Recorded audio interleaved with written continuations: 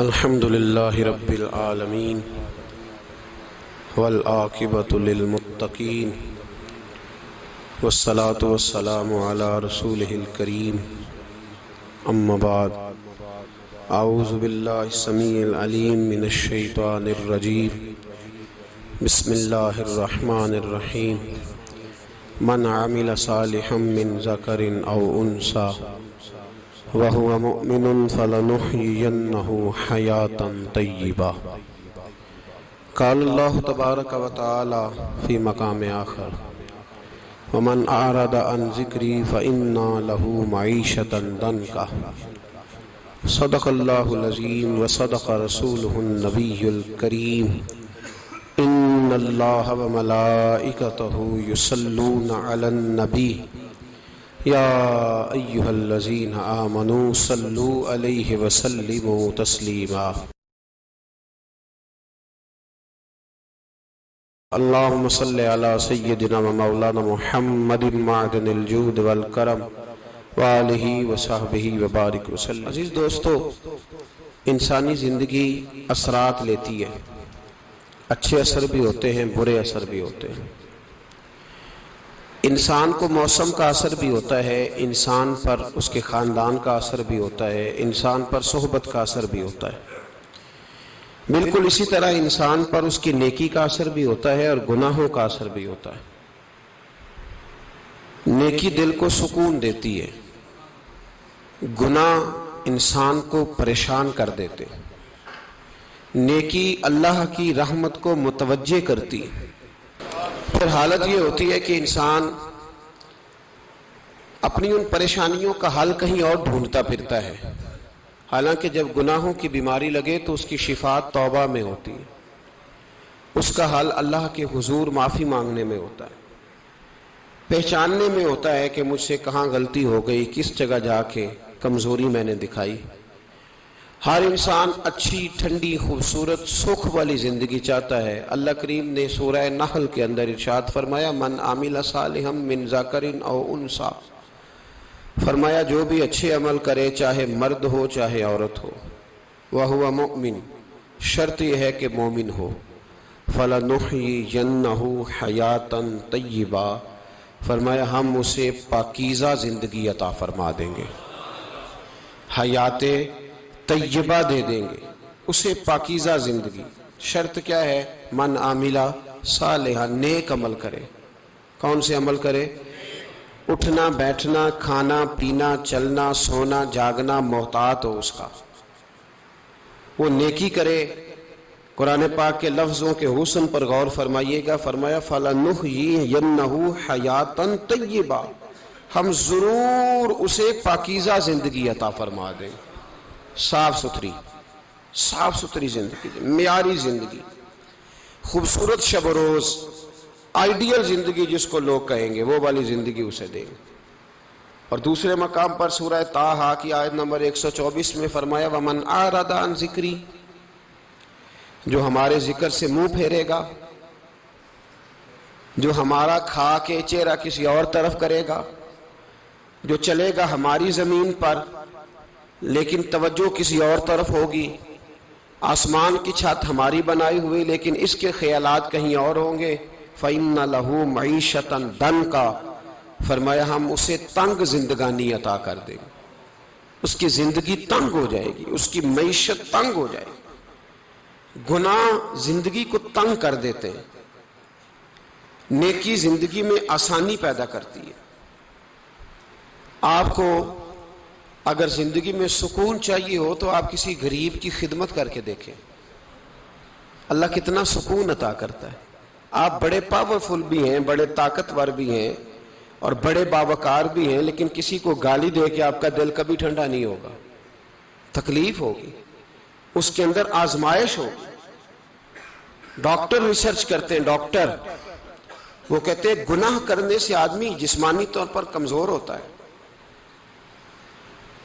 لیکن وہی عمل اگر وہ بطور نیکی کرتا ہے تو اللہ اس میں اسے قوت عطا فرماتا ہے، اسی عمل میں اللہ اسے قوت عطا کر دیتا ہے۔ میں صرف اشارہ دے رہا ہوں، اس بات کی تفصیل میں نہیں جانا چاہتا۔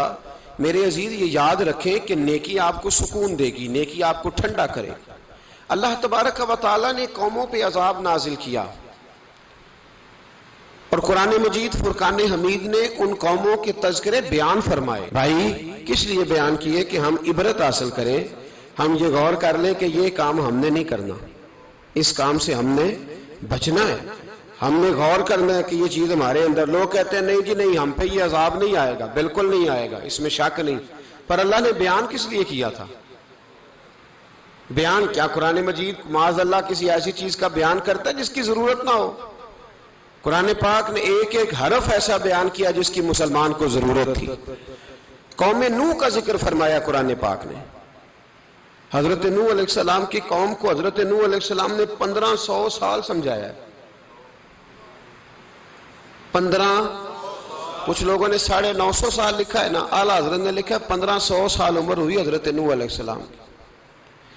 اللہ تعالیٰ بندے کو جلدی سزا نہیں دیتا، بلکہ قرآن مجید میں ایک جگہ رب کریم اس طرح بھی فرماتا ہے کہ جب بندے مجھے بھول جاتے ہیں تو میں ان کے لیے نعمتوں کے دروازے کھول دیتا ہوں. بندہ سمجھتا ہے کہ میں کچھ تو ہے نا کہ میرے اندر کہ میں جدھر جاتا ہوں خیر ہی خیر ہو جاتی ہے. وہ سمجھتا ہے کہ میری عقل ہے، حالانکہ اللہ اسے ڈھیل دیتا ہے. اللہ اسے ڈھیل دیتا ہے. گناہوں کی سزا کے 3 طریقے ہیں. ایک ہے متنبع کرنا، تنبیہ کرتا ہے اللہ، بندہ متنبع ہو جاتا ہے، یہ اللہ کا بہت بڑا احسان ہوتا ہے. ایک ہوتا ہے مہلت دینا، اور ایک تیسرا ہوتا ہے اللہ خفیہ تدبیر کرتا ہے. تھوڑا سا سمجھیے گا، انسان پر کوئی آزمائش آئی، فوراً اس کی چھٹی اس نے کہا کہ وہ فلان جگہ غلطی کی تھی تب ایسا ہوا ہے. ہوتا ہے نا کئی دفعہ آواز آتی ہے نا اندر سے، چلیں بول دیں کچھ نہیں ہوتا آپ کو. اللہ جانتا ہے یہاں کوئی کچھ نہیں کہے گا آپ کو، اور ہماری تو ویڈیو بھی نہیں گھومتی، یعنی خبر بھی نہیں ہو کہ کس نے ہاں کر دی کس نے نہ کر دی. آپ بغیر ٹینشن کے بات چیت کریں، آج کچھ نہیں ہوتا انشاءاللہ تعالی. آتی ہے اندر سے آواز. میں آپ سے اس لیے ان چیزوں کی تصدیق کراتا ہوں کہ باقیوں کو بھی آتی ہے کہ نہیں، اس لیے تصدیق. کبھی کوئی کسی جگہ انسان پریشان ہوتا ہے تو محسوس کرتا ہے کہ وہاں مجھ سے ہوتا ہے نا جی، جس کو یہ نصیب ہو جائے بڑا خوش نصیب آدمی ہے. حضرت مولا علی فرماتے ہیں اگر تجھے دنیا میں سزا مل گئی تو بچ گیا ہے، سمجھ پھر اللہ کرم کرے گا، آخرت میں سزا نہیں دے گا. اور یہ یاد رکھ لے، وما اصابکم من مصیبت فبما کسبت ایدیکم ویعفو عن کثیر. اللہ فرماتا ہے دنیا میں تجھے جو بھی تکلیف پہنچتی ہے وہ تیرے ہاتھوں کے کرتوتوں کی وجہ سے پہنچتی. ویعفو عن کثیر، فرمایا کثیر گناہ تو میں ویسے ہی معاف کر دیتا ہوں. یہ جو تیری زندگی میں دکھ ہے نا، یہ بھی میری قلیل سزائیں ہیں. یہ کثیر پر سزا، یہ قلیل ہے، قلیل یہ جو تمہاری زندگی میں تکلیفیں. انسان کو سزا ملتی. حضرت فضیل بن عیاض رحمۃ اللہ تعالی علیہ گھوڑے پہ بیٹھے تھے، گھوڑا شرارت کرنے لگ گیا، اچھلنے لگ گیا، کودنے لگ گیا. تو حضرت فضیل بن عیاض نیچے اترے، ایک کونے میں جا کے نماز کی نیت باندھ لی، 2 رکعت نماز پڑھی، پھر دیر تک استغفار پڑھتے رہے، روتے رہے، دعا کرتے رہے. واپس آئے، خادم عرض کرنے لگے حضور سمجھ نہیں آئی، گھوڑے نے تھوڑی سی شرارت کی، وہ بدکا ہے، آپ نے اس کو چھوڑا ہے اور چھوڑ کر کے آپ نماز میں لگ گئے. تو حضرت فضیل بن عیاض فرمانے لگے جب بندہ اللہ کی نافرمانی کرتا ہے نا تو جو چیزیں اس کی فرما بردار ہوتی ہیں وہ اس کی نافرمانی کرنے لگ جاتی. تو مجھے محسوس ہوا تھا کہ میں نے کہیں اللہ کی نافرمانی کی ہے، اس لیے ایسا ہوا ہے کہ میرے گھوڑے نے میری، تو میں توبہ کرنے لگا ہوں. اور اب دیکھتا ہوں بیٹھ کے بھلا کیا ہوتا ہے. میں نے سچی توبہ، حالانکہ مجھے یاد نہیں کہ میں کہاں بولا، پر کھری اور سچی توبہ کی. دوبارہ گھوڑے پہ بیٹھے تو گھوڑا بالکل صحیح ہو کے ساتھ چلنے لگ گیا. میرے بھائی جب یہ تنبیہ ہے اللہ کی طرف سے، یہ متنبع کیا جاتا ہے کہ تو بعد آ جا. بہت ساری جگہوں پہ انسان کو وقتی طور پر اگر سزا مل جائے، نبی پاک علیہ السلام کی خدمت میں ایک صحابی آئے، بات مضبوط کر دوں، واقعہ سنایا ہے نا تو کچھ لوگ سمجھتے ہیں کہ یہ واقعہ ہے، تو میں ایک حدیث پاک امام بہقی کی لکھی ہوئی عرض کرتا ہوں. نبی پاک علیہ السلام کے ایک صحابی آئے اور ان کا سر پھٹا ہوا تھا،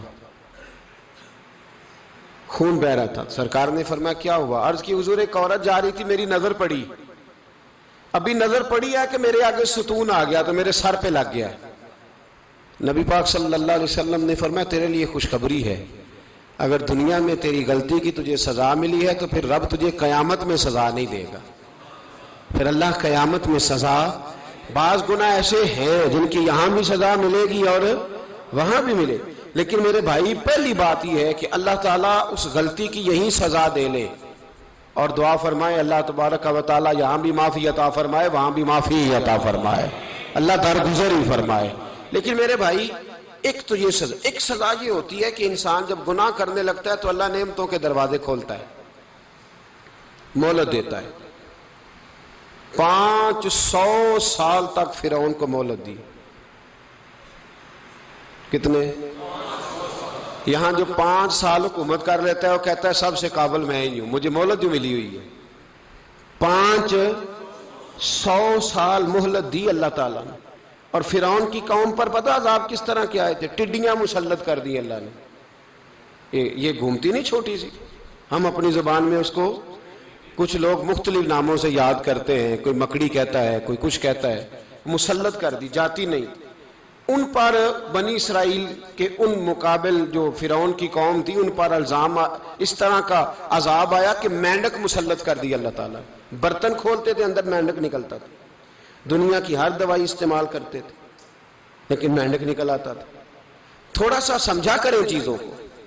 ہمارے رنگ نہیں زیادہ گورے کہ ہم پر عذاب نہیں آتا. کوئی بہت زیادہ اللہ تعالیٰ معاف فرمائے دولت نہیں جمع کرا بیٹھے شاہی خزانے میں کہ ہم سے پوچھا نہیں جائے گا. یہ مہلت ہے، مہلت کو مہلت سمجھو. پھر جب پکڑ آتی ہے نا اللہ کریم کی، میں نے دیکھا ہے کروڑوں روپیہ، 6 اولادیں. ایک شخص کے بچے باہر سے آ رہے تھے، وہ بندہ بیمار تھا. مجھے کہنے لگا حضرت جی دعا کریں میں ان کے آنے سے پہلے مر جاؤں ورنہ آ کے مجھے مار دیں گے.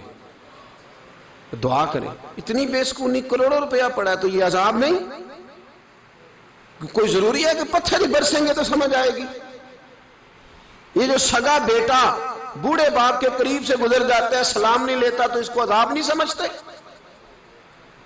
یہ جو امت کی بیٹیاں، امت کی بچیاں، ہماری بچیاں ایک سال کے اندر 75,000 ہزار بچی ایک ڈویژن سے بھاگ کے شادی کر رہی ہے اور ایک صوبے سے.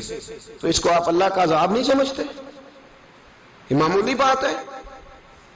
نہیں ہمارے رنگ ہو رہے ہیں، ہم بڑے سمارٹ ہیں. 1500 سال مہلت دی نوح علیہ السلام کی قوم کو. کتنے سال؟ بول کے بتائیے، بول کے دوبارہ بولیے. 1500 سال. کوئی آدمی اپنی سمارٹنس پہ خوش نہ ہو جائے کہ 20 سال ہو گئے میں تو نافرمانی بھی کر رہا ہوں، روٹی بھی پک رہی ہے، میں تو حرام بھی کھا رہا ہوں، پھر بھی سب ٹھیک ہے. 1500 سال مہلت دی. پھر حضرت نوح کہنے لگے اللہ میں نے تو بڑا سمجھایا نہیں باز آتے. تو رب کریم نے فرمایا کشتی بناؤ. اللہ کے پیغمبر کشتی بنانے لگے تو قوم مذاق اڑانے لگ گئی. اب کیا کرنے لگے ہو؟ اب کشتی بنانے لگے ہو، خیر تو ہے، قوم مذاق اڑا رہی ہے. حضرت نوح علیہ السلام کا آپ نے کشتی بنائی. پانی کہاں سے نکلا؟ نہ بارشیں ہوئی نہ سیلاب آئے. ایک تندور تھا اس کے اندر سے پانی نکلنا شروع ہو گیا. کبھی تندور سے بھی پانی نکلا ہے، پر جب نکالنے والا چاہتا ہے تو وہاں سے بھی ایک تندور سے پانی نکلا. اتنا نکلا اتنا نکلا اتنا نکلا کہ قوم ساری ڈوب گئی. قرآن مجید کے صفحات شہادت دیں گے کہ حضرت نوح کی قوم کا بچہ بہ گیا. بچے صرف وہ تھے جو حضرت نوح کے ساتھ ہو گئے، تباہ ہو گئی. اللہ بے نیاز ہے، بے نیاز. 1500 سال مہلت ملے اور تو پھر بھی کہے رب بڑا کریم ہے معاف کر دے گا. 1500 سال تجھے گنجائش دے اور تو کہے کوئی نہیں، بات معافی ملنی چاہیے ابھی بھی. میرے بھائی حضرت صالح علیہ السلام کی قوم، حضرت صالح نے تبلیغ شروع کی تو کہنے لگے پہلے معجزہ دکھاؤ. جی آج تو نہیں نا لوگ معجزے مانگتے ہیں.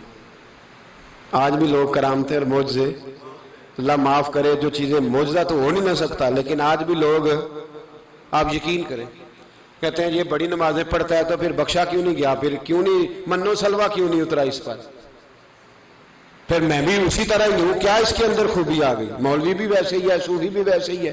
لوگ مانگ نہیں رہے، دلیلیں مانگ نہیں رہے. 1500 سال مہلت ملے اور تو پھر بھی کہے رب بڑا کریم ہے معاف کر دے گا. 1500 سال تجھے گنجائش دے اور تو کہے کوئی نہیں، بات معافی ملنی چاہیے ابھی بھی. میرے بھائی حضرت صالح نے تبلیغ شروع کی تو کہنے لگے پہلے معجزہ دکھاؤ. جی آج تو نہیں نا لوگ معجزے مانگتے ہیں. آج بھی لوگ کرامتے اور معجزے، اللہ معاف کرے جو چیزیں معجزہ تو ہو نہیں نہ سکتا، لیکن آج بھی لوگ ابھی بھی لوگ بحث نہیں کرتے، کیا فرق آ گیا جی، ویسے ہی ہیں سارے۔ اللہ تعالیٰ سے ڈرنا چاہیے۔ ہمیں سامنے والے کی طرف دیکھ کر صحیح ہونے کا حکم نہیں ہے، ہمیں اپنی اصلاح کا حکم ہے، اپنی طرف دیکھ کے اپنے آپ کو ٹھیک کرنے کا۔ الزام لگا کے گزر جانا، اس کا کوئی مطلب سنو اور یاد رکھو۔ حضرت صالح علیہ السلام سے کہنے لگے پہلے معجزہ دکھائیں، تو حضرت صالح علیہ السلام نے فرمایا اونٹ کہاں سے پیدا ہوتے ہیں؟ کہا اونٹنی کے بطن سے۔ فرمایا آؤ میں تمہیں پہاڑ کے اندر سے اونٹنی پیدا کر کے دکھاتا ہوں۔ کہاں سے؟ پہاڑ کے اندر سے۔ حضرت نوح ساتھ لے کے گئے تو پہاڑ کے اندر سے اونٹنی نکلی، اور اونٹنی بھی گابن تھی، اس کے پیٹ میں بچہ، اور اونٹنی اتنا دودھ دیتی تھی کہ ساری بستی دودھ پی جاتی تھی، پھر بھی دودھ بچ جایا کرتا تھا۔ لیکن حضرت نوح علیہ السلام نے فرمایا اب تم نے دیکھ تو لیا یہ اسے، یہ جتنا دودھ دے گی روٹی بھی اتنی کھائے گی، ایک دن تم سارے پانی پیو گے، ایک دن یہ سارا پانی پیا کرے گی، ایک دن تم سارے باقی جانوروں کو گھاس کھلاؤ گے، ایک دن یہ اونٹنی، اور اونٹنی کا نام کیا؟ ناقۃ اللہ، اللہ کی اونٹنی۔ کس کی اونٹنی؟ نام کیا ہے؟ اللہ کی، یہ اللہ کی اونٹنی ہے۔ تو حضرت نوح علیہ السلام کی اونٹنی، فرمایا اس کی بے ادبی نہ کرنا۔ باز نہیں آئے لوگ، باز نہیں آئے، کہنے لگا جی دودھ دینا تو ٹھیک ہے، پر یہ جو سارا پانی پی جاتی ہے نا یہ صحیح نہیں، یہ جو ساری گھاس کھا جاتی ہے یہ نہیں ٹھیک، دودھ دینا تو ٹھیک ہے پر یہ نہیں صحیح۔ آپ نے فرمایا اسے کچھ نہ کہنا، اللہ کی اونٹنی ہے۔ میں کہا کرتا ہوں ان لوگوں نے ناقۃ اللہ کی بے ادبی کی، حضرت نوح علیہ السلام کی اونٹنی کی ٹانگیں کاٹ دی، صالح علیہ السلام کی۔ اور دیکھو اللہ بڑا بے نیاز ہے، اگر پیدا کرنا جانتا ہے تو حفاظت کرنی نہیں جانتا، لیکن رب کریم نے فرمایا نہ کرنا۔ انہوں نے ان کے پیر کاٹ دیے، کانوں پہ چھریاں لگائیں۔ اونٹنی جب مر گئی، اونٹنی اللہ تبارک و تعالیٰ کی وہ اونٹنی جب مر گئی تو حضرت صالح علیہ السلام کی قوم پر رب کریم نے زلزلہ بھیجا۔ اذا زلزلت الارض زلزالہا، جب زلزلے آئیں گے اور جب ان کا زلزلہ آنا زلزلہ آتا ہے نا، کیا کرتی ہے قوم؟ لا الہ الا اللہ، لا الہ الا اللہ، کلمے جاری ہو جاتے۔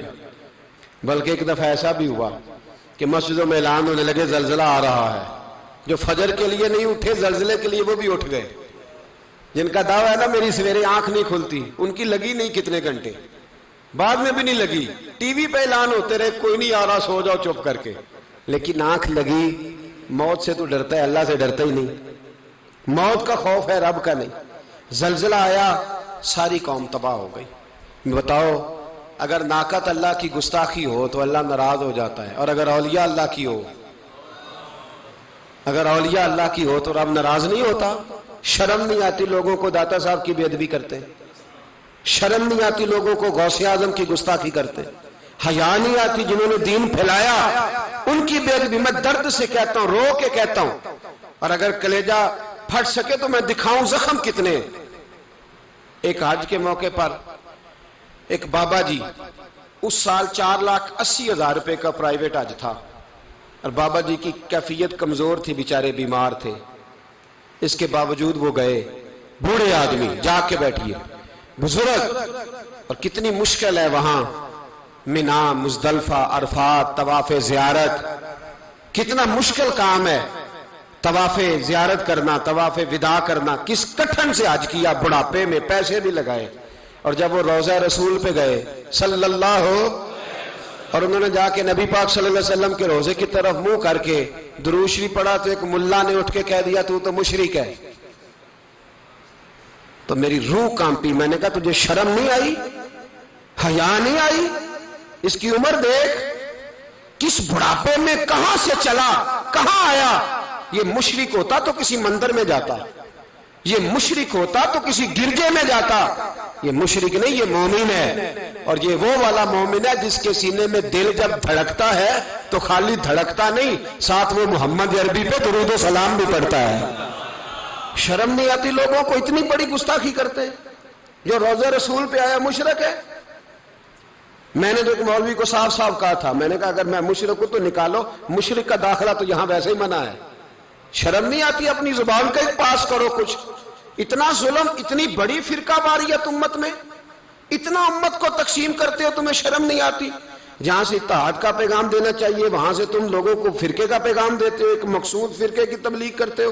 خدا را تو میں کہہ رہا ہوں ناقت اللہ کی بے ادبی پہ عذاب آتا ہے تو اولیاء اللہ کی بے ادبی پہ نہیں آتا.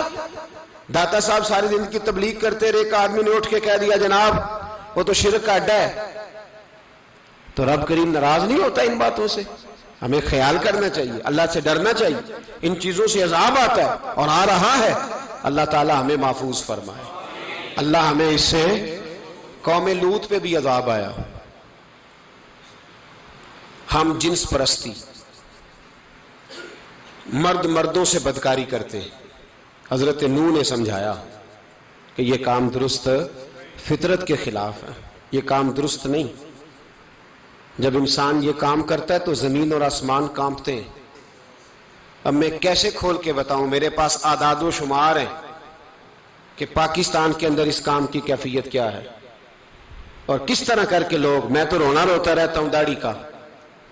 لوگ کئی دفعہ کہتے ہیں حضرت صاحب پہلے بھی آئے تھے تو داڑھی کی بات، پھر بھی آئے تو داڑھی کی بات. تو میں رونا روتا ہوں، اس لیے روتا ہوں کہ جو کلین شیو نوجوان ہوتا ہے وہ امرد کے حکم میں ہے، اس پر وہی حکم لگتا ہے جو عورت پہ لگتا ہے.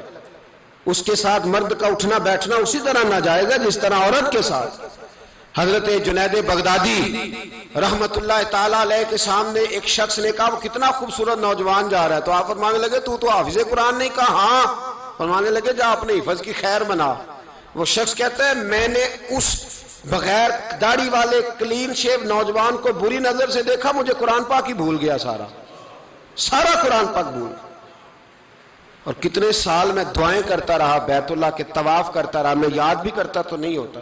کیسے اب تو ہمارا نعت کہاں بیوٹی پارلر سے ہو کے آتا ہے، ہم کسی اور کو کیا پیغام دیں؟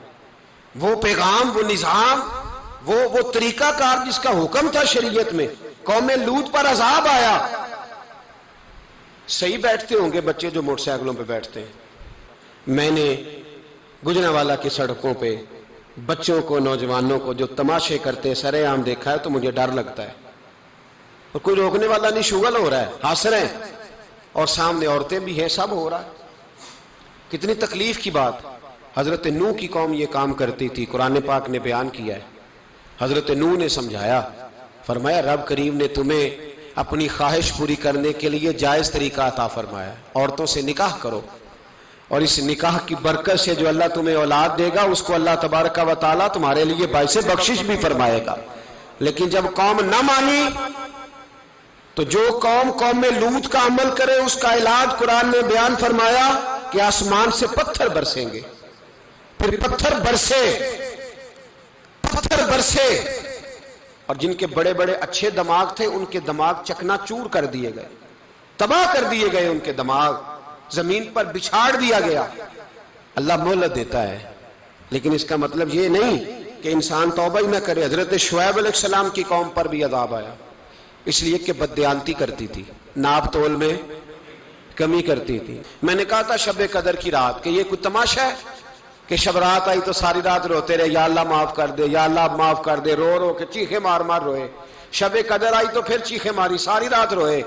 تو جس بندے کا پروگرام ہی نہیں سویرے بدلنے کا، دکان پہ بیٹھ کے پھر وہی ناپ تول میں کمی، پھر وہ اللہ تعالیٰ معاف کرے.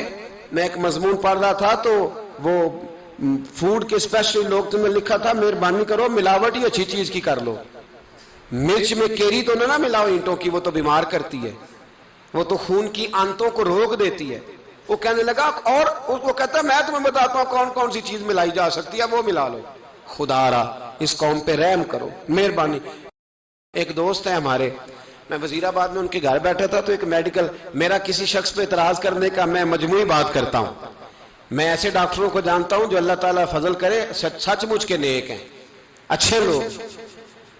تو بچے کا میڈیکل سٹور ہے تو والد بیمار ہو گیا تو کہتا ہے ابا جی ڈاکٹر صاحب نے کہا آپ کو ڈرپ لگنی ہے. تو سگے باپ کو ڈرپ لگانے لگا تو باپ کیا کہتا ہے پتر تیری مہربانی مینو کوئی اصلی لائی، اور نہ لائیں جڑی لوکاں نو لانا ہے. اب وہ پیار سے سنا رہا ہے بات. میں نے اسے کہا کہ یہ تو ڈوب مرنے کا مقام ہے نا، ڈوب مرنے کا مقام، کہ جس ملک کے اندر دوائی بھی صحیح نہ بکے، اصلی نہ ملے دوائی بھی، اور پھر وہ قوم کہے کہ ہم نے تو پورے روزے رکھے.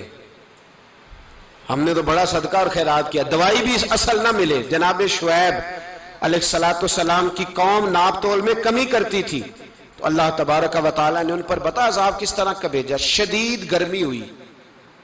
اللہ ہمیں محفوظ فرمائے، سارے آمین کہہ دیا۔ دیکھیں کتنا اچھا موسم کر دیا رب کریم، اللہ ہمیں محفوظ فرمائے، اللہ رحمت فرمائے۔ شدید گرمی کی لہر آئی، باہر اتنی گرمی ہوئی کہ لوگ اپنے گھروں میں گھس گئے۔ جس طرح سورج کی شعاعیں گھروں کے اندر داخل ہو جاتی ہے، اس طرح گرمی کی لہر اندر داخل ہوئی۔ اور جس طرح کسی کو آگ لگ جائے تو وہ آدمی اچھلتا کودتا ہے نا، اس طرح یہ لوگ اچھلنے لگے اور اچھل کود کے مر گئے۔ جرم کیا تھا؟ ناپ تول میں کمی کرتے۔ حضرت داؤد کی قوم بھی تباہ ہوئی۔ جرم کیا تھا؟ ہفتے والے دن مچھلیاں نہیں پکڑنی تو یہ پکڑتے تھے۔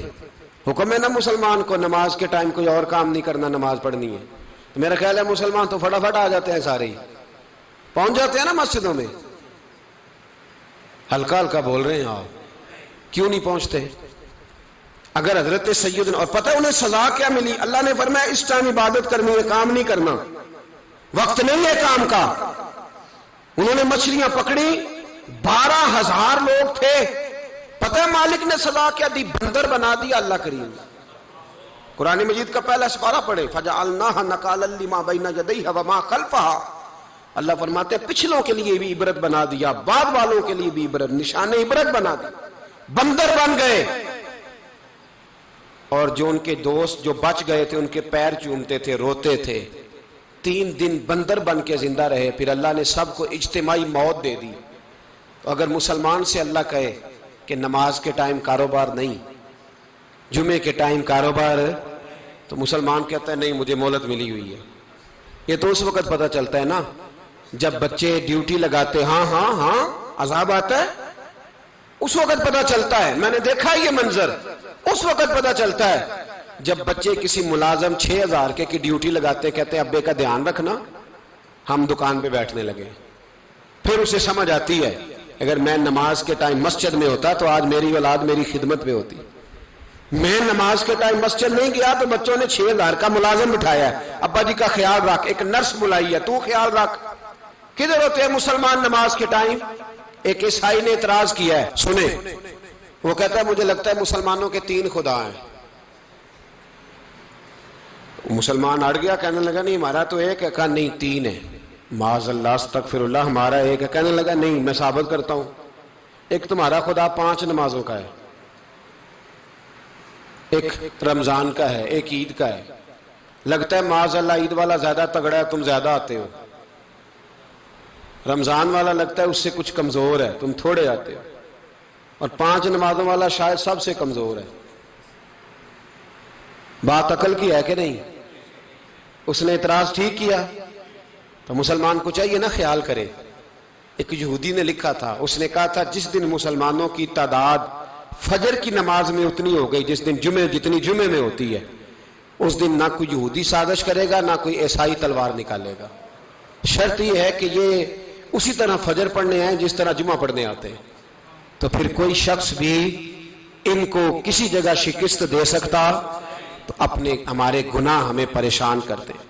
یہ جتنی آزمائشیں ہیں ان کے پس منظر میں گناہ ہیں۔ ہماری زندگی کے اندر جتنی تکلیفیں، ہماری پریشانیوں کا سبب ہم خود ہیں۔ بہت ساری جگہوں پہ ہم غلطی کرتے ہیں، اس کی ہمیں سزا ملتی ہے۔ غلطی کی سزا۔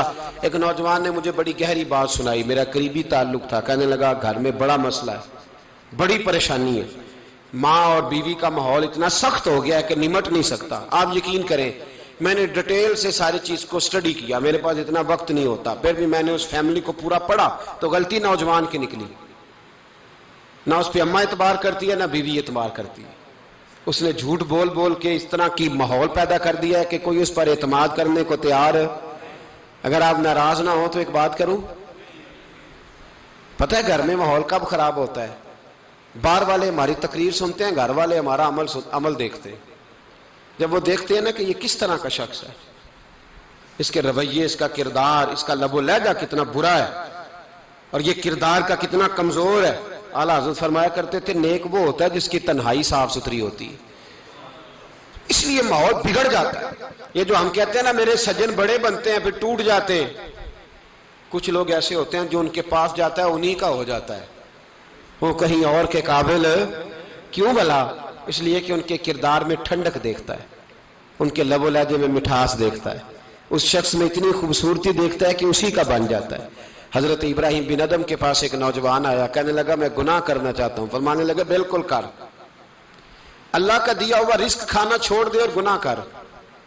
کہنے لگا یہ نہیں ہو سکتا۔ فرمانے لگے چل پھر اس طرح کر، رب کی زمین پہ نہ رہ، کسی اور کی زمین پہ چلا جا۔ کہنے لگا یہ بھی نہیں ہو سکتا۔ فرمانے لگے چل اللہ کی چھت سے نکل جا۔ کہنے لگا یہ بھی نہیں ہو سکتا، تو آپ رو پڑے۔ فرمانے لگے پھر جناب اسرائیل جب آئیں تو ان سے کہنا مجھے 2-3 سال کی مہلت دے دے، پچھلی میری گناہوں میں گزر گئی، میں ذرا 3 سال عبادت کر لوں۔ تو وہ شخص بھی رونے لگا، کہنے لگا حضور وہ مہلت نہیں دیتے، وہ جب لینے آتے ہیں تو پھر لے کے اللہ تعالیٰ نے جب انسان بنانا چاہا نا تو جناب جبریل کو کہا مٹی لے کے آ زمین سے۔ حضرت جبریل نے مٹی پہ ہاتھ ڈالا تو باقی کی مٹی رونے لگ گئی، اسے جدا نہ کر۔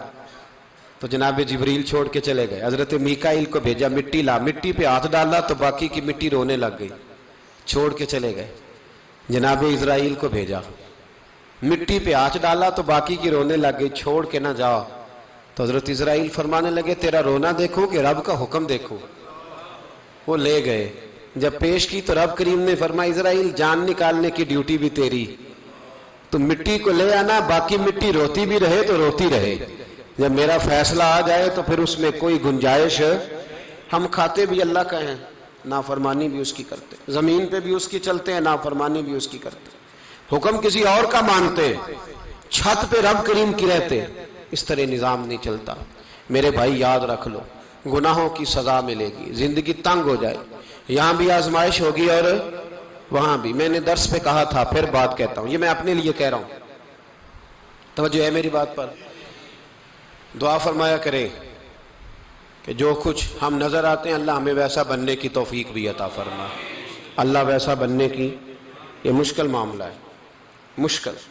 دیکھیں نا ایک آدمی سیاستدان ہے، اس نے بڑے اچھے نعرے لگائے، انقلاب آ جائے گا، میں غریب کا بھلا کر دوں گا، میں یتیموں کے سر پہ ہاتھ رکھوں گا، میں مجبوروں کی مدد کروں گا، میں دکھیوں کی مدد کروں گا، مزدوروں کو۔ اس نے اچھے اچھے نعرے سکھائے، اچھا اس نے پیغام دیا، اندر اس کے یہ تھا کہ اقتدار ملے گا تو مرضی کروں گا۔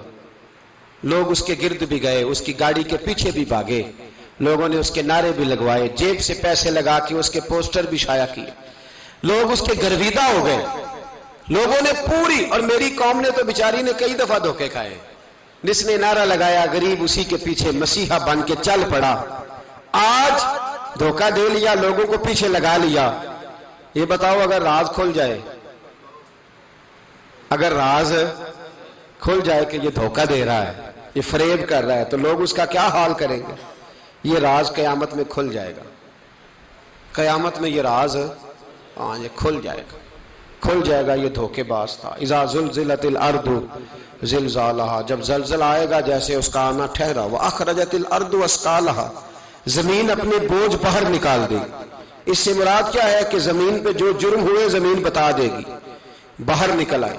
وقال الانسان ما لها، انسان کہے گا اسے کیا ہوا، یہ تو سب کچھ بتا رہی، بوجھ باہر نکال دے گی۔ ایک آدمی پیر طریقت بن کے بیٹھ گیا، جبہ کبا پہن کے بڑی پگڑی باندھ کے بیٹھ گیا، اچھی اچھی نیک باتیں بتانے لگا، لوگ اس کی دست بوسی کرنے لگے، ہاتھ چومنے لگے، پیچھے لگ گئے، خدمت کرنے لگے، جیب سے نذرانہ دینے لگے، اس کے نام پر لوگ اپنی جیب سے لنگر پکانے لگے، خانقاہ کی خدمت ہونے لگی، مہمان اس کے آتے، نوکری کوئی اور کرتا۔ میں نے کہا تھا شاید اپنے لیے کہہ رہا ہوں، ڈیوٹیاں لوگ کرنے لگے، حالات بدلنے لگے، لیکن اس کے اندر تو چور تھا، وہ تو دکاندار تھا، تو یہاں جو اس کے پیچھے لگے تھے وہ تو سچے تھے، انہیں تو اجر ملے گا، لیکن اس کا جب راز کھلے گا تو بڑی رسوائی ہوگی، اس کا جب راز کھلے گا تو بڑی۔ ایک میری طرح کا دیندار تھا، جو چہرے کا تو نیک تھا، اندر پتہ نہیں کیا کچھ تھا۔ ایک طوائف گزر رہی تھی، اس نے اس کو تبلیغ کر دی، کہنے لگا بس کر دے، سیانی بن جا۔ تو کسی دانشور میں لکھا ہے اس نے بڑا سخت جواب دیا، اس عورت نے کہنے لگی بابا میں تو جو ہوں وہ نظر بھی آ رہی ہوں، تو بتا جو تو نظر آتا ہے وہ تو ہے کہ نہیں؟ اس بندے نے چیخ ماری اور بے ہوش ہو کے گر پڑا۔ تو لوگوں نے کہا بابا آج کسی صوفی کا کلام سنا ہے جو بے ہوش ہو گیا؟ تو اس نے کہا نہیں، آج طوائف کی بات سنی ہے، طوائف کی۔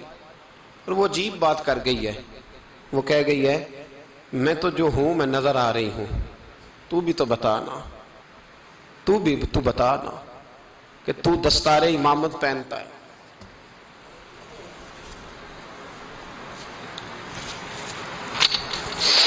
تو بتا تو جو کہلاتا ہے تو وہ ہے کہ نہیں؟ یہ وقال الانسان ما لہا، یہ راز قیامت میں کھلے گا۔ ہم جو کچھ بتا رہے ہیں نا اپنی زبانوں سے، ہمیں اپنے گناہوں کا احساس ہونا چاہیے۔ ایسا نہ ہو کہ جب سزا ملے تو پھر اس طرح کی ملے کہ دوبارہ کسی کو کوئی منہ دکھانے کے قابل نہ رہے۔ میرے بھائی یاد رکھیں اور سمجھیں، گناہ انسان کی زندگی کو تنگ کرتے ہیں۔ میرے نبی پاک علیہ السلام نے فرمایا جب تو جھوٹ بولتا ہے تو تیرے فرشتے کرامن کاتبین سائیڈ پہ ہو کے کھڑے ہو جاتے ہیں، جب تو زنا کرتا ہے تو تیرے اندر سے ایمان نکل جاتا ہے۔ اور نبی پاک علیہ السلام نے فرمایا جب میری قوم میں ناانصافی عام ہو جائے گی تو قتل بھی عام ہو جائے گا۔ اور سن لو لکھ لینا یہ حدیث دل کی تختی پر، نبی پاک علیہ السلام نے فرمایا جب میری قوم میں بے حیائی اور بدکاری عام ہو جائے گی تو دو سزائیں اللہ دے گا۔ ایک تو جوان موتیں آئیں گی، جوان بچے کچھ بھی نہیں دیکھا چلے گئے، اور دوسری سزا اللہ یہ دے گا کہ ایسی بیماریاں آئیں گی جن کا علاج نہیں ملے گا، ایسے امراض پھوٹ پڑیں گے۔ اگرچہ میں آپ کو ایسی تقریر بھی سنا سکتا تھا جس پہ آپ بہت زیادہ محظوظ ہوتے، پر میں نے اس جمعے میں ایسا موضوع چنا ہے جس کا ہمیں خاص ضرورت ہے۔ بھائی دیکھیں تو صحیح، کہیں ایسا تو نہیں کہ ہم ان عیبوں میں مبتلا ہیں۔ میرے نبی کریم علیہ السلام نے فرمایا جب تم نیکی کا حکم دینا اور برائی سے منع کرنا چھوڑ دو گے پھر اللہ تم پر ظالم حکمران مسلط کرے گا۔ اور اگلے لفظ اس سے بھی زیادہ سخت ہیں، محبوب فرمانے لگے پھر تمہاری نیک لوگ دعائیں بھی کریں گے تو اللہ وقتی طور پر ان کی دعاؤں کو بھی قبول نہیں فرمائے گا، اس لیے کہ تم لوگوں نے نیکی کا حکم دینا اور بھلائی سے روکنا چھوڑ دیا۔ عزیزو یاد رکھو جب گناہ عام ہوتے تو پھر حالات بدلتے اور لوگوں کو سزا ملتی ہے ان کے گناہوں کی، بلکہ یہاں تک لکھا ہے کہ نیت خراب ہو تو سزا شروع ہو جاتی۔ کیا خراب ہو؟ بولیے گا۔ نیت بھی خراب ہو تو سزا۔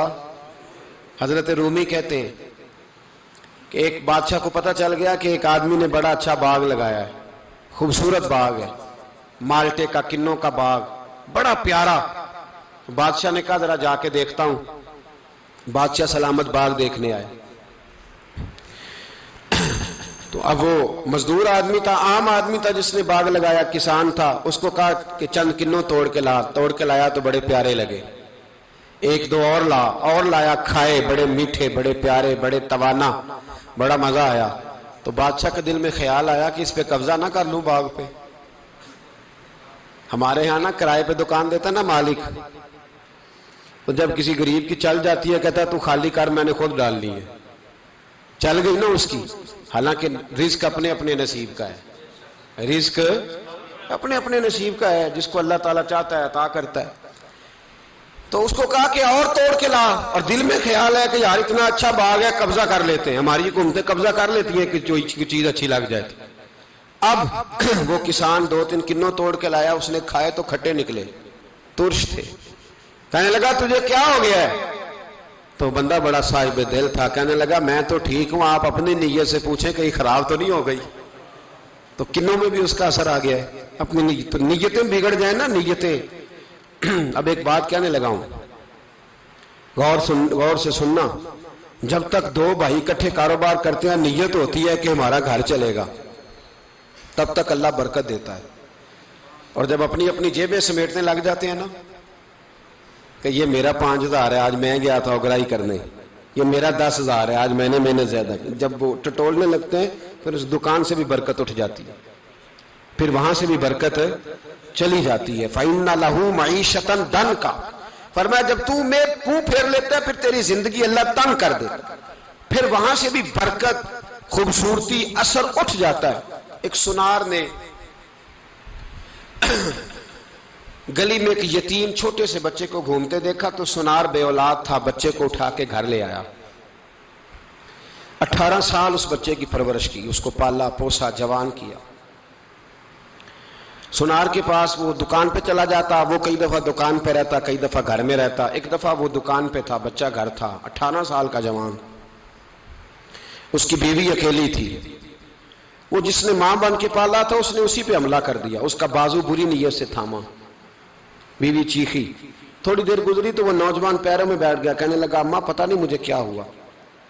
شام کو سنار آیا، بیوی چیخنے لگی، چلانے لگی، کہنے لگی آج عجیب بات ہوئی، جس کو میں نے جگر کا خون دے دے کے پالا اسی نے گندی نظر ڈالی۔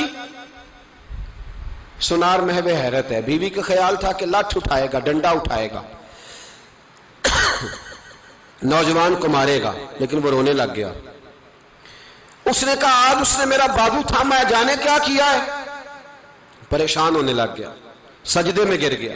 کہا تو بتاتا کیوں نہیں؟ تو وہ سنار کہنے لگا اس کی غلطی نہیں، 18 سال کے بعد آج مجھ پر بھی شیطان سوار ہوا تھا۔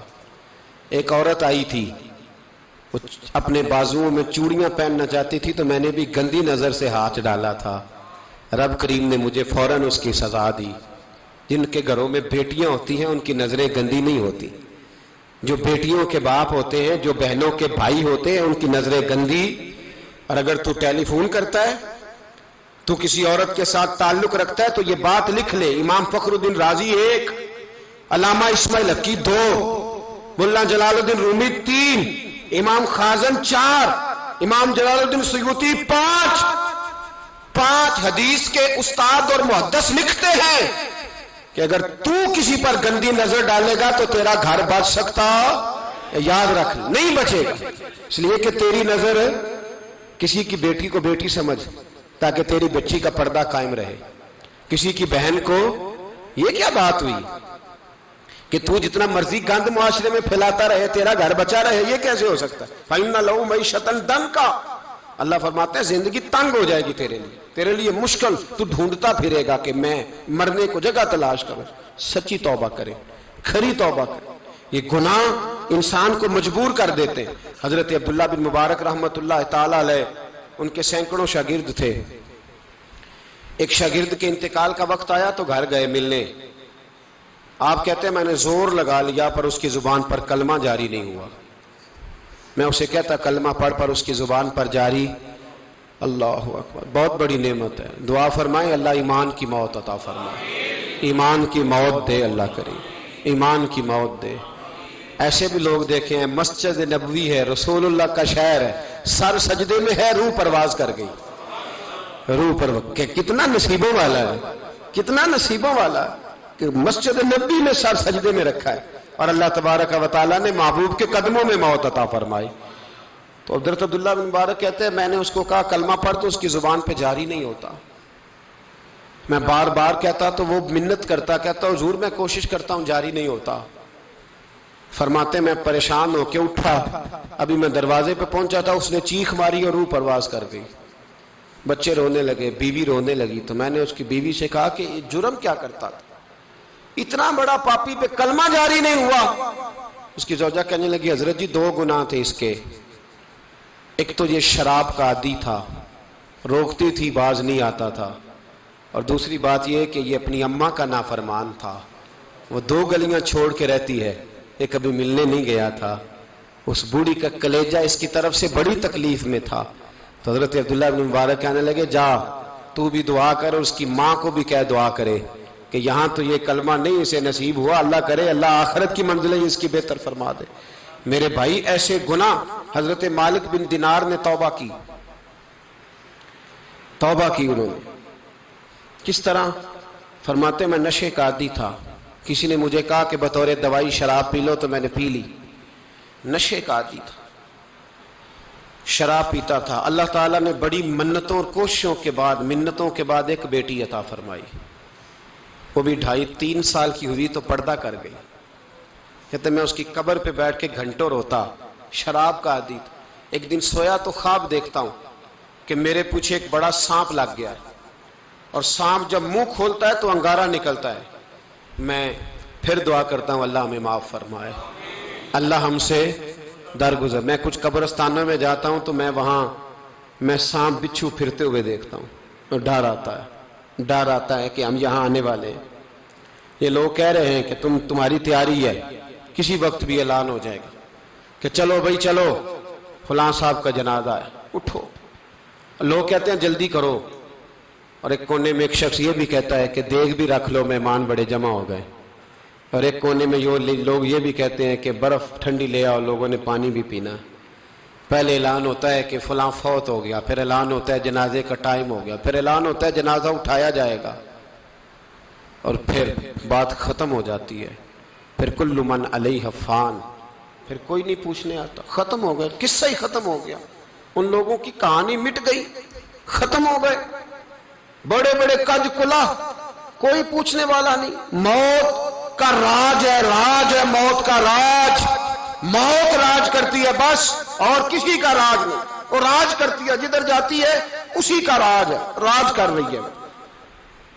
تو حضرت مالک بن دینار کہتے ہیں قبرستان میں نے دیکھا، میں خواب دیکھتا ہوں بڑا اژدہا، اس کے منہ کے اندر آگ میرا پیچھا کر رہا ہے۔ کہتے ہیں میں خواب دیکھ رہا ہوں، میں دوڑا، لیکن وہ اژدہا جب میں دوڑا تو میرے آگے آ کے کھڑا ہو گیا۔ میں مشرق کو دوڑا تو وہاں بھی آ گیا، مغرب کو دوڑا تو وہاں بھی آ گیا۔ جناب مالک بن دینار کہتے ہیں ایک بوڑھا شخص کمزور مجھے بچانے آیا، پر اس اژدہا نے پھونک ماری تو وہ بوڑھا آدمی دور جا گرا۔ کہتے میں چیختا تھا، چلاتا تھا، ایک پہاڑی پہ میں بھاگا گیا تو وہاں مجھے میری بیٹی ملی، مجھے فوت ہو گئی۔ وہ اس اژدہے کے آگے اس نے یوں ہاتھ کیا تو اژدہا پیچھے بھاگ گیا۔ میں نے بیٹی کو گود میں اٹھایا، میں نے کہا بیٹی یہ کون تھا؟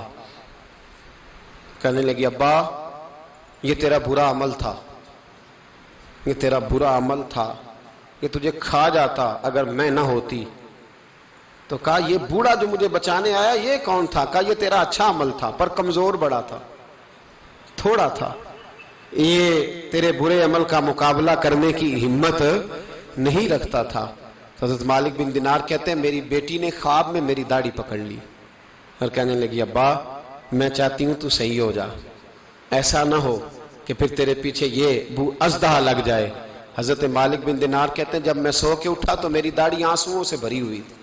پھر اس کے بعد میں نے توبہ کی، اس طرح کی توبہ کی کہ پھر میں نے کوشش کی کہ دوبارہ میں اپنے رب کی نافرمانی نہ کروں۔ حضرت عبداللہ ابن عباس فرماتے تھے جو دنیا میں ہنس ہنس کے گناہ کرتے ہیں نا، ہنس ہنس کے جھوٹ ہنس ہنس کے بولتے ہیں، ہنس ہنس کے لوگوں کی غیبت کرتے ہیں، فرمایا یہ جو تمہیں ہنس ہنس کے گناہ کرتے نظر آتے ہیں ان کا رونا قیامت میں دیکھا نہیں جائے گا، ان کے آنسو قیامت میں دیکھے نہیں جائے۔ جو ہنس ہنس کے گناہ کرتے یہ روئیں گے، فَلْيَضْحَكُوا قَلِيلًا وَلْيَبْكُوا كَثِيرًا۔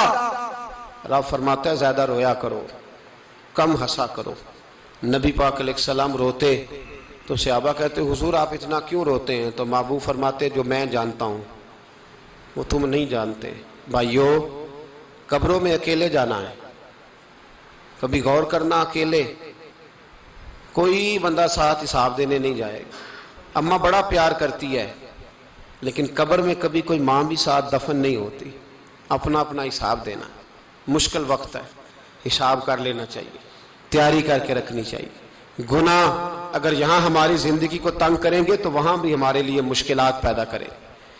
نبی کریم علیہ السلام نے فرمایا ہے کہ اللہ بڑا مہربان ہے، اللہ بڑا کریم ہے، اللہ بڑا ستار ہے، اور یاد رکھو جب کوئی اس کی ریٹ کو چیلنج کرے، جب کوئی اس کے قانون کو توڑے، جب کوئی اللہ کی اعلانیہ نافرمانی کرے، پھر رب کریم کی غیرت کو، اس کے عدل کو جوش آتا ہے، توبہ کرے سچی، مسجد کی حاضری دیں پابندی کے ساتھ۔ میری آپ سے ہمیشہ یہ گزارش رہتی ہے کہ مسجد کی حاضری پابندی سے دیں۔ میں اپیل کرتا ہوں داڑھی رکھ لیں، یہ میرے نبی کا طریقہ ہے صلی اللہ تعالی علیہ۔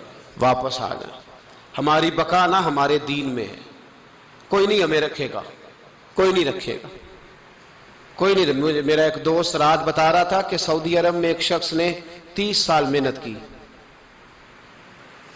تو جب وہ مرا ہے وہیں اس کے گھر میں فون کیا تو اس کے گھر والوں نے کہا جناب آپ کو مشکل ہوگی ڈیڈ باڈی بھیجنے میں، وہیں دفن کر دیں، ہاں اگر اس کا کوئی پیسہ ہے تو وہ ذرا اکاؤنٹ میں بھیج دیں، بچیوں کو ضرورت ہے۔ او بھائی تو اکیلا جائے گا، تیرے لیے مشکل ہو جائے۔ اپنے بھی ساتھ یقین کریں، بچے دعائیں کرانے آتے ہیں، کہتے ہیں حضرت جی دعا کریں اللہ اماں کی سختی معاف کر دے۔ اس کا مطلب کیا ہے کہ اماں اب جائے، اب ہمارا نمبر آئے۔ بچے تو انتظار کر رہے ہیں کہ ابا جائے اور گدی پہ ہمارا نمبر آئے، تیاری ہے۔ اکیلے جانا ہے، اکیلے، سخت سا مرحلہ ہے، اکیلے سارا کچھ فیس کرنا۔ آج توبہ کریں، وہاں کے کیڑے یہاں رہ کے مارے، اپنے ساتھ ظلم نہ کریں۔ ہم اس قابل نہیں کہ وہاں جا کے مقابلہ کر سکیں، بچیں، اپنے آپ کو محفوظ کریں، بچائیں، حساب اپنا اپنا دینا ہے۔ کسی باپ نے اگر اپنے بچوں کو حرام کھلایا تو بچے تو نہیں کہہ رہے تھے نا کہ حرام لے کے آ، تو باپ نے حساب دینا، والد نے۔ لہذا مہربانی فرمائیں، اپنے اوپر رحم کھائیں، اپنے آپ کو سنواریں۔ آج جمعۃ الوداع ہے، توبہ کریں، اللہ کے نیک بندوں کی صحبت میں بیٹھا کریں، اچھی باتیں سنا کریں تاکہ دل نرم رہے۔ ان جگہوں سے بچیں جو گناہ کی طرف لے کے جاتی، ظلم سے، زیادتی سے، جبر سے بچیں۔ اپنے آپ کو اپنے رب کریم کی بارگاہ میں جھکا دیں۔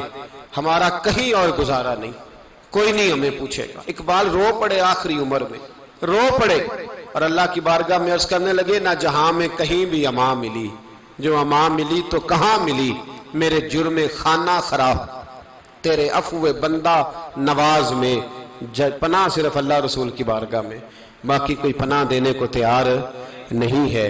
دعا کرتا ہوں اللہ کی بارگاہ میں اللہ ہمیں سچی توبہ کی توفیق عطا فرمائے۔ آخر دعوانا ان الحمدللہ۔